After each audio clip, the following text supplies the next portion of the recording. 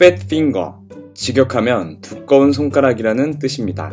손가락이 두꺼워서 키보드를 잘못 누르는 것에 빗대어 인간이 저지르는 기기 조작 실수로 인한 문제들을 의미하는데, 주로 금융시장에서 숫자 입력이나 클릭의 실수로 일어나는 잘못된 주문을 가리켜 사용됩니다.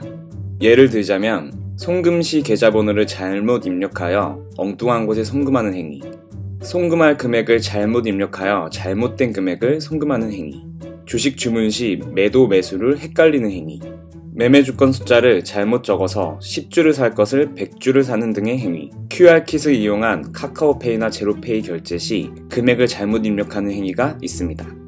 한국과 일본에서도 팻핑거로 인해 엄청난 사건이 일어났는데요. 한국에선 방송에 나와 유명해진 2013년 한맥투자증권 사례가 있습니다. 사례를 소개하기 전에 주식시장의 옵션에 대한 개념을 먼저 설명드리겠습니다. 옵션은 콜옵션과 풋옵션으로 나뉩니다. 콜옵션은 만기일에 특정 상품을 정해진 가격대로 구매할 수 있는 권리입니다. 예를 들어 난무라는 주식의 현재 가격이 1주당 100원이라고 가정합니다. A는 자신의 난무란 주식을 1개월 후 1주당 100원에 구매할 수 있는 권리를 가진 콜을 개설했습니다. 이를 본 B는 난무의 가격이 오를 것이라 예상하고 A가 발행한 콜을 받기로 결정했고요. 이때 권리를 사기 위해 B는 A에게 프리미엄을 5원을 지급합니다. 그리고 한 달 뒤 만기가 도래했을 때 난무란 주식 가격이 110원으로 상승했습니다. 난무를 100원에 구매할 수 있는 권리를 소유한 B는 콜을 행사하는 것이 이득이므로 A에게 콜옵션을 행사합니다. 이때 A는 약속대로 1주당 100원에 판매하는 콜을 받아들여야 합니다. 프리미엄을 받은 만큼 A에게는 거부권이 없기 때문입니다. 반면 예상을 빗나가 난무의 가격이 하락하여 90원이 되었다면 B는 콜을 행사하면 주당 10원씩 손해를 보기 때문에 콜 행사를 포기합니다. B가 거부권을 행사하면 콜은 휴지 조각이 되며 B는 A에게 지불한 프리미엄만큼만 손해보게 됩니다. 콜옵션은 한마디로 주식의 가격이 오를수록 이득인 옵션입니다. 풋옵션은 반대로 만기일에 특정 상품을 정해진 가격대로 판매할 수 있는 권리이고요. 이러한 옵션의 가격은 5가지 요소에 따라 결정됩니다. 주식 가격, 행사 가격, 만기까지 남은 시간, 기초자산의 변동성, 그리고 이자율이죠. 그런데 한맥투자증권 직원은 프로그램 매매를 하면서 옵션 가격의 변수인 이자율을 계산할 때 잔여일 나누기 365로 계산해야 될 것을 실수로 잔여일 나누기 0이라고 잘못 입력해버린 것입니다. 그래서 프로그램은 현재 보유 옵션들의 시장 가격이 전부 지나치게 높다고 판단하고, 보유하지 않은 옵션들은 너무 수익성이 좋다고 판단하여 보유한 건 죄다 판매하고 보유하지 않은 건 죄다 사들이기 시작합니다.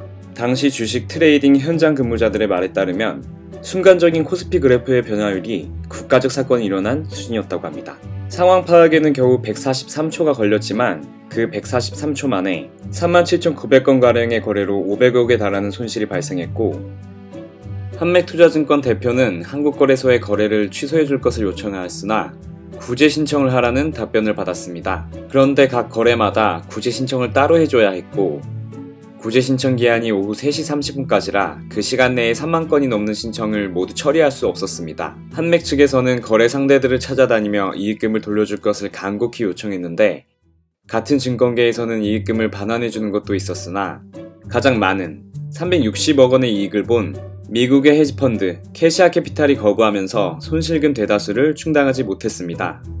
결국 한맥투자증권은 결제 대금을 납입하지 못해 파산했습니다.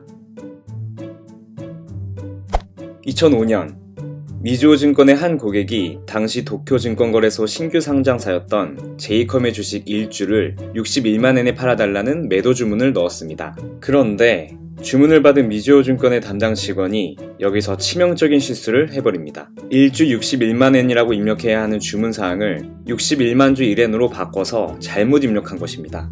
여기서 1엔은 당시 거래 하한가인 59만엔에 못 미치는 금액이기 때문에 거래 화면의 매도가가 하한가보다 낮다는 경고창이 떴으나 직원은 이 경고창을 무시하고 그대로 매도를 진행해버리고 말았습니다.